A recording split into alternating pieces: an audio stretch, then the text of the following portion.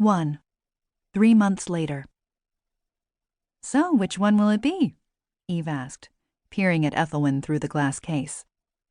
The woman's hands were shoved in the front pockets of her saggy, faded jeans, her worn plaid work shirt loose and untucked. She was staring intently at the various pies. Her lips made little smacking sounds, as if she were actually tasting the various options. "I don't know," she moaned. "The cherry looks good, but I really love Maggie's strawberry rhubarb. It has just the right amount of tart and sweet." Behind Ethelwyn, someone cleared his throat.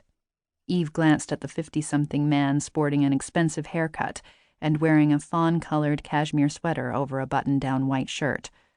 His sleeves were rolled back. There was a gold Cartier watch on his wrist and a burnished gold wedding ring on his finger. He seemed a trifle irritated by Ethelwyn's indecision. Eve smothered a grin. Too bad, she thought. This is the Solace Island way. Doesn't matter what your bank balance is. Everyone's equal. Besides, Ethelwyn was one of the Intrepid Cafe's most loyal customers. She and her life partner, Lavina, purchased copious amounts of baked goods, whereas Mr. Fancy Pants had only started coming by recently and usually ordered a coffee. Black. How could anyone see the tempting treats and smell the wonderful fragrances caused by her sister's delicious creations and then just order a black coffee? "Take your time, Ethelwyn," Eve said cheerily. "It's an important decision.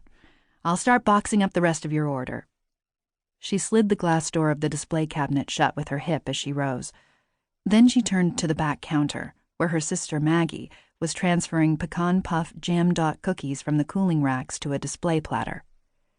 "Hey, hey, hey," Maggie murmured, a conspiratorial grin lighting up her face.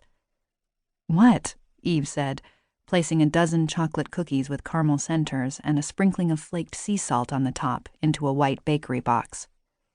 "He likes you," Maggie whispered. She wiggled her eyebrows, which meant the guy she was talking about was super hot. Eve peeked over her shoulder, took a quick glance around the cafe to see who had arrived. No one had. She looked at Maggie. "Who? Where is he?" she mouthed, shifting casually closer to her sister, because clearly Maggie had a better hunk-viewing vantage point.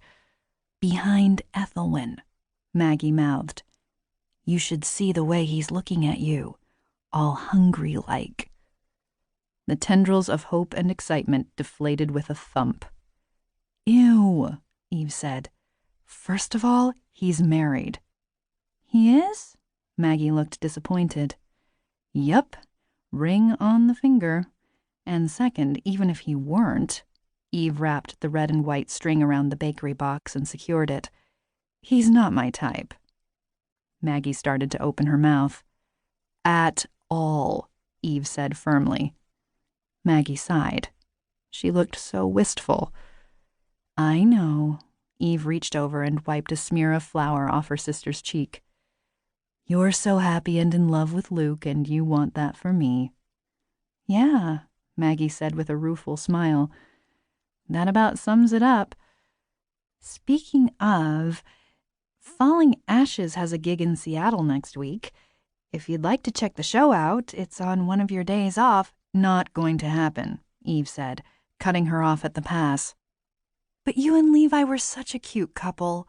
That guy was so into you. What happened? Why'd you break up?" "We all loved him, Mom and Dad included." "They were okay with him. Mom thought he was wild, and Dad wanted to keep an eye on him. The devil you know and all that. It's the only reason they hired him. Once they got to know him, they liked him. Dad thought he was a slacker." "You're being harsh. Sure, it would take Levi a while to get focused, but once he did, he pulled his weight on the construction site. The guy was crazy about you. Still is, I bet. He's single." Eve gave her sister a look. "What? It's not like I've been keeping tabs on him.